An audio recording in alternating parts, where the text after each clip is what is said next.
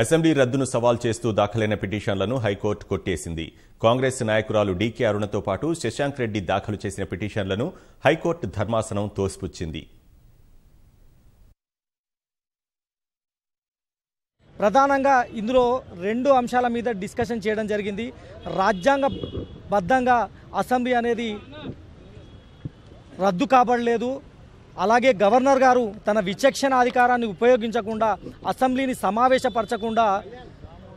సమావేశపరచకుండా వారు అసెంబ్లీని రద్దు చేయడం జరిగింది.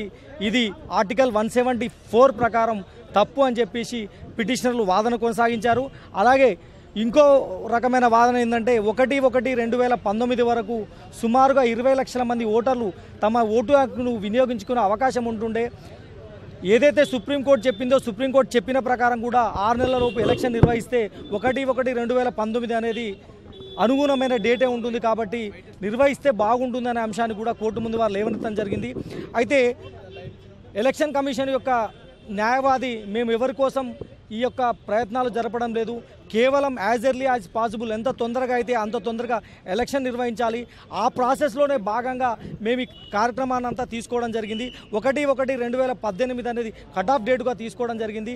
అలాగే ఏదైతే మరి శశిధర్ రెడ్డి గారు పిటిషన్ వేయడం జరిగిందో దాని ప్రకారం మేము రేపు ఈరోజు విడుదల చేయే ఓటర్ జాబితా ఏదైతే ఉందో అది బూత్ వైజ్గా కాన్స్టిట్యున్సీ వైజ్ కూడా ఓటర్ జాబితాను విడుదల చేస్తున్నాం. అభ్యంతరాలు ఏవైనా ఉంటే నామినేషన్ యొక్క చివరి తేదీ 3 గంటల వరకు కూడా అభ్యంతరాలు తెలుపొచ్చని చెప్పడం జరిగింది. ఏదేమైనప్పటికీ మొత్తం మీద సుదీర్ఘ వాదనలు విన్న తర్వాత ఈ 2 పిటిషన్లపైన ప్రధాన న్యాయమూర్తితో కూడిన ధర్మాసనం ఈ 2 పిటిషన్లు డిస్మిస్ చేయడం జరిగింది.